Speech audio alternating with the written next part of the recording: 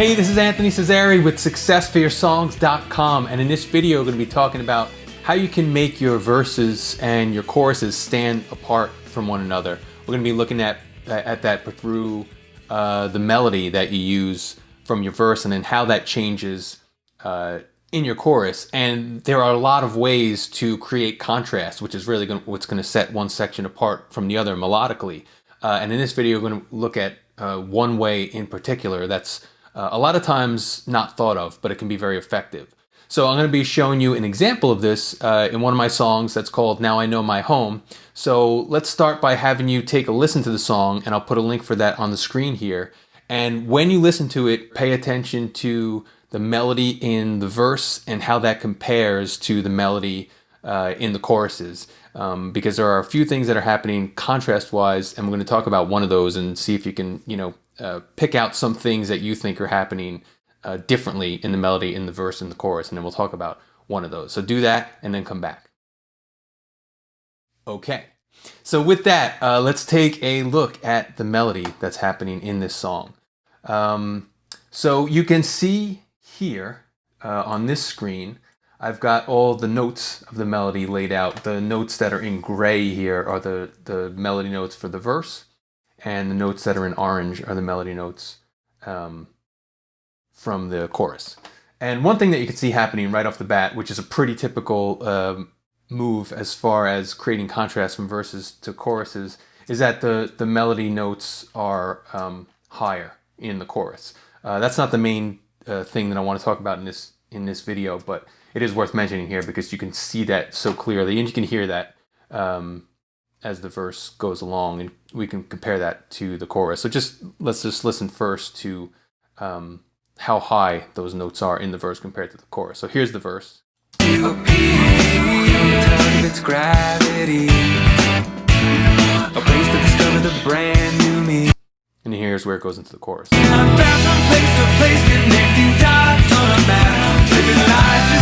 Okay, so obviously there's a different range happening there, which helps create that contrast. But one of the other things that's contributing a lot to the contrast there is the range of notes that are being used. So if we take a look at the melody notes, you'll see that in the verses, a lot of times the notes are pretty close to one another. A lot of the phrases are mostly on one note, as you can see here. Take a listen to that.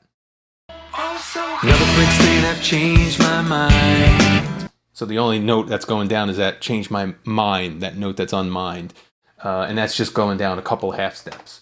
And then a similar thing happens throughout the verse. And you'll see that there are some spots where the melody jumps up a bit in the verses. And those tends to be the whole phrases jumping up. So if you look at this phrase here, that whole phrase kind of moves up together.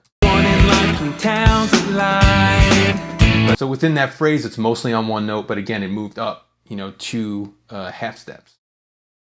And I mean, that does create a little bit of a contrast from the rest of the verse melody just by lifting that part up. And that's just to change that motif a bit, because if you just keep repeating the same thing, it can get boring. So you do need to make some changes within the verse. But you could see how the verse melodies are pretty close together note-wise.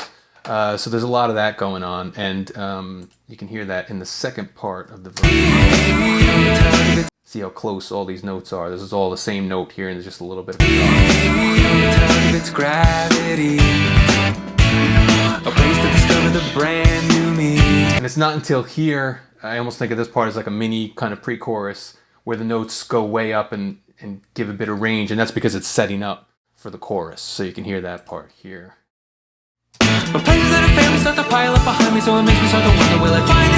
So that's really the majority of the range that's happening in the verses. And now, as a way to contrast this, just by looking at this chorus already, you can see that the chorus notes are up and down all over the place, right? And you can hear that, how that sounds in the chorus. So everything's going up and down, whereas in the verse, most of the lines were very close together. And that in itself is creating a contrast, which goes hand in hand with having the whole chorus melody lifted up range-wise anyway. So you have those two things happening together, which is creating a big melodic contrast between these two sections. And you can also see just by looking at these notes that they go up and down within phrases, where we saw in the verses, a lot of the phrases just, hovered on one note and then maybe dipped down a couple of half steps, and that was in the verse. But now in the chorus, within each of those phrases, within each one of those like lyrical lines, the notes are going up and down all over the place. So that's creating this contrast that's happening here. And I should also mention too that this is tying into what the lyrics are saying in the chorus. If we look at some of the lyrics here, the first two lines, I've bounced from place to place, connecting dots on a map, living life just like a pinball, refusing to fall through the flaps.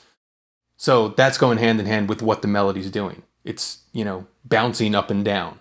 And I should mention too here with this pinball line. Originally I had this line as living life just like a pinball that won't fall through the flaps. I changed this word to refusing because it gave it a more human kind of element. It made that pinball metaphor feel more relatable because it makes it seem like a choice by saying the pinball's refusing to go through the flaps as opposed to it won't fall through the flaps. So that's just a little note there as well. But overall, I just wanted to mention that you could see that what's happening in the choruses relates back to what the melody is doing. And that's contrasting with the melody that's happening in the verses. So I hope that information helped you out. If you'd like to hear that song again, you can just click on the video on the screen here to take a listen to it. Also, if you're looking for a lot more ways for improving your melody writing, I've got a couple of free cheat sheets for you that you can download by tapping here on the screen. And if you haven't yet subscribed to this YouTube channel to stay updated on our latest songwriting videos, you can tap our logo on the screen for that. Thank you again for checking this one out.